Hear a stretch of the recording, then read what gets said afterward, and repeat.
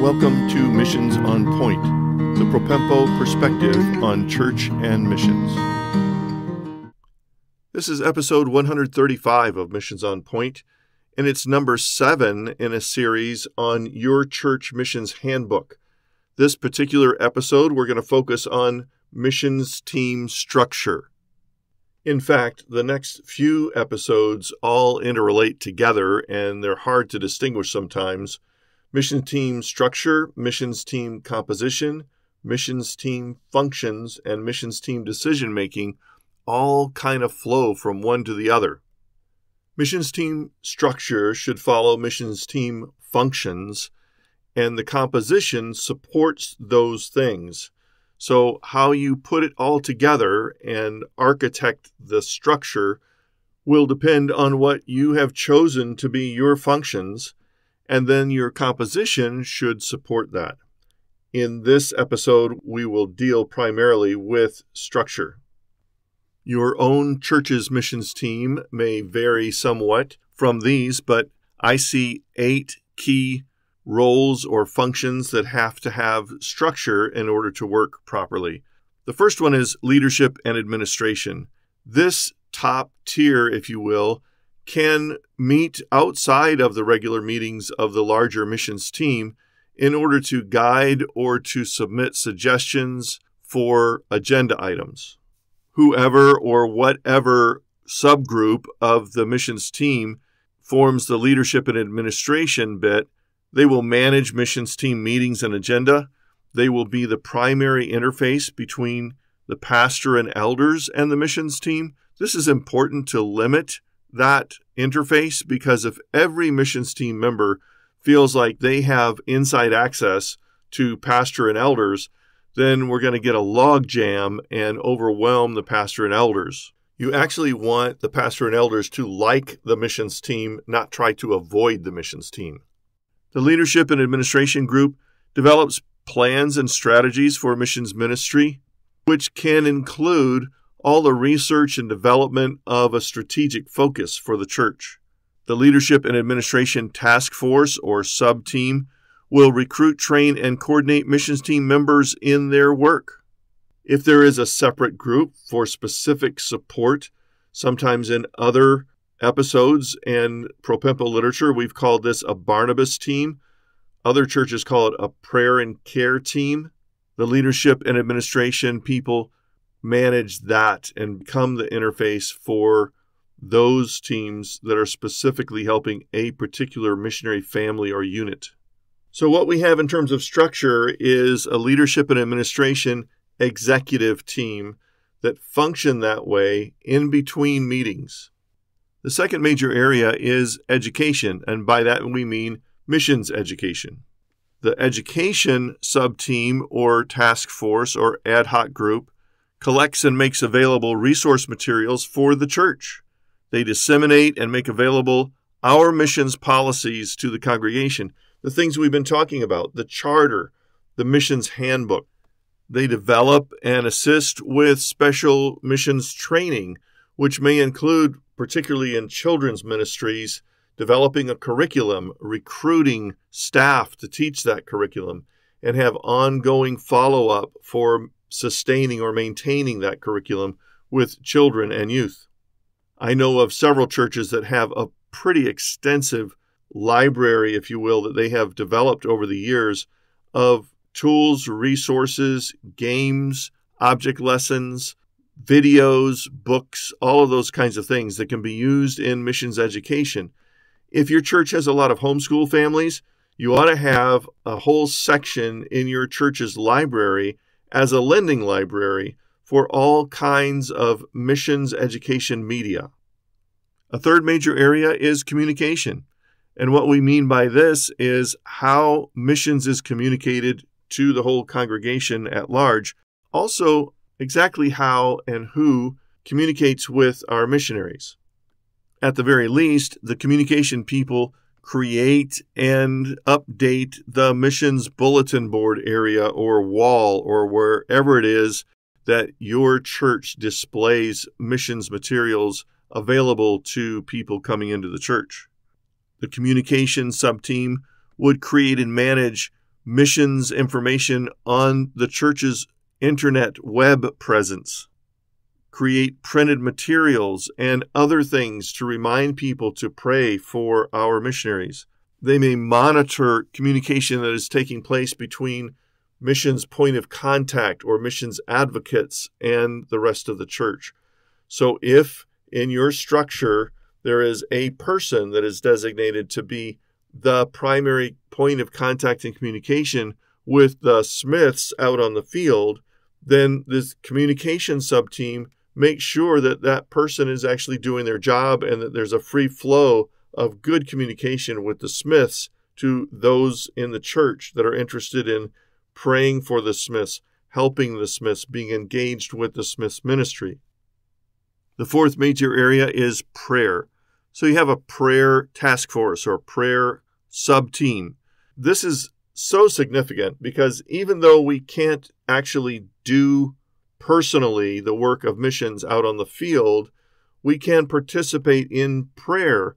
This is an amazing thing that we get to participate by calling on God to do things beyond what we can do in specific geographical regions with specific people through prayer. Of course, the prayer team is going to inform the missions team about the latest prayer request, but there may be some vehicle or channel through which the prayer team is informing the whole church about certain kinds of prayer requests for all the missionary ministries and missionaries out on the field that we support. If there is a special component for prayer for missionaries or for unreached people groups or some other aspect of missions prayer during the annual missions event, the prayer team is the obvious one to take charge of that. The next area is finance. Obviously, you want people who are understanding about financial issues and accounting. Often their range of knowledge is going to be stretched by all the issues of foreign exchange and funding across borders, those kinds of issues. The finance team can help with so many things, including helping file the personal income tax forms required of U.S. citizens on behalf of their missionaries. Of course, whatever way missions is funded in your church, whether through general funds, through projects, through designated funds, or through some form of faith promise, then the finance team keeps record of that and makes a report monthly to the missions team about how we're doing on attaining those goals, how we're doing in our giving and in our expenses. The finance team is the ideal team to communicate directly with our missionaries and find out what their financial needs and projects are. The sixth category is missions advocates. This is a special term, and I really believe in missions advocates. Missions advocates are individuals who have been selected or volunteered or appointed in each of the small group ministries of the church to advocate for a particular ministry, a particular missionary.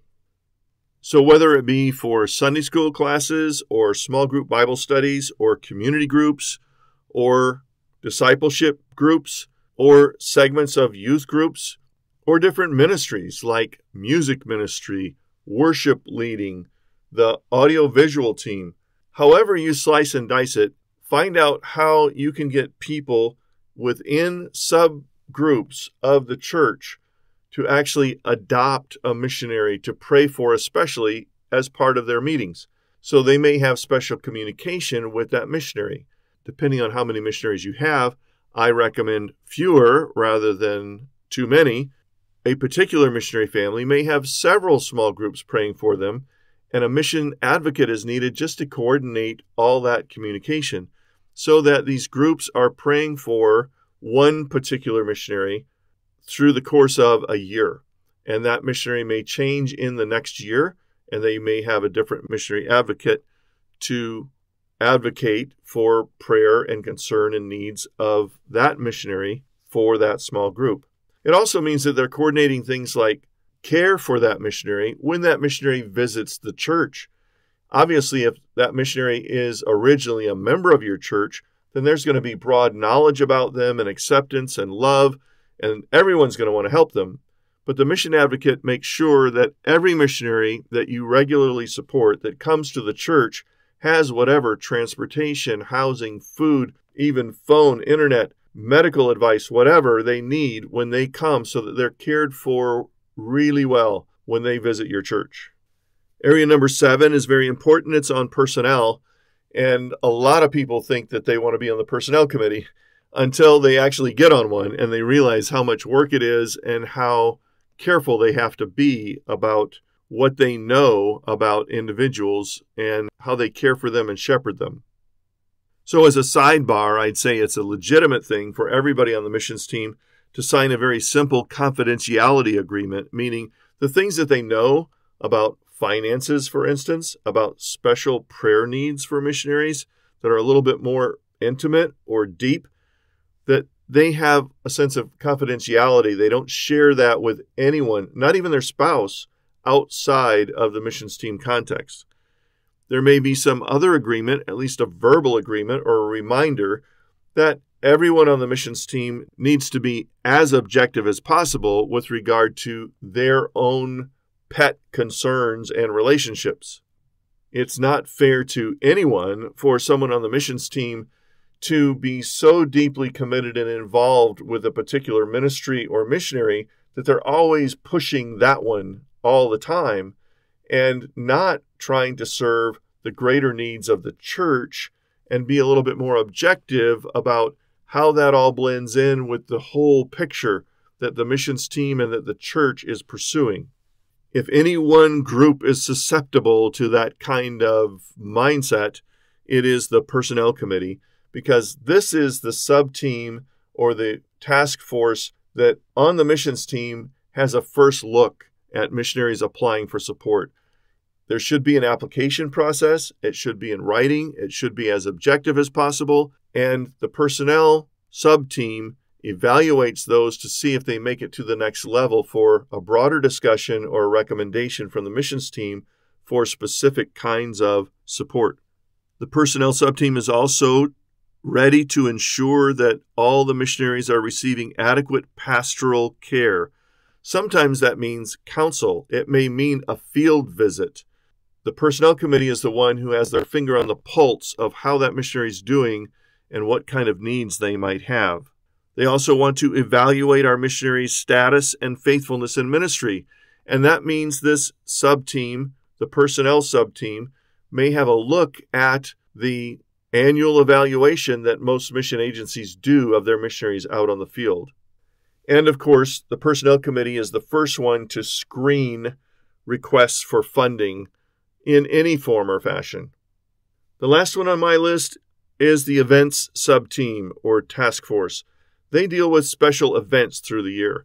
It may be a special event just for a missionary to visit for a special weekend and have several things on the calendar scattered through that long weekend to engage them and put them in front of different constituencies in the church. Usually, at least there's an annual celebration of some kind, even if it's just a long weekend, or if it's a series of weekends once every quarter, say, in the church life, that there are special events for missions. It's the events team that prepares a planning calendar and event schedule for the missionary team as a whole and for the leadership and all those involved with calendaring for the church family life. The events team is going to produce printed materials and implement promotion for these events. They're going to lead and serve and recruit other people for the needs of the events that are coming around in the calendar. The events team could easily interface with the prayer team for special events, with the education team for special events, with mission advocates team, with any training that takes place for short-term missions or for training and orientation of new mission team members. The events team can assist with those things. You may want to add one more to the list of sub-teams or task force, and that is short-term missions. Short-term missions can be very intensive in regards to timing and logistics and coordination. The short-term missions team is going to coordinate things like having an application process and a grid for approval of those who get to go on the team and those who don't. What kind of training is required for this particular kind of team? It may be different for another type of team. Recruiting and training short-term missions project or team leaders is a part of the short-term missions sub-team role. There you have it. It's a blitz through missions team structure. It involves having a really solid leadership and administration or executive committee team, and then all these others under it. We'll talk more about the composition of the missions team and how it functions in the next couple of episodes. So stay tuned. Thanks for joining us today on Missions on Point. We trust that you'll find more help and resources on our websites at propempo.com and missioserve.org. We are so thankful for those who support us, enabling us to produce this podcast. Now to God be glory in the church and in Christ Jesus forever and ever. Amen.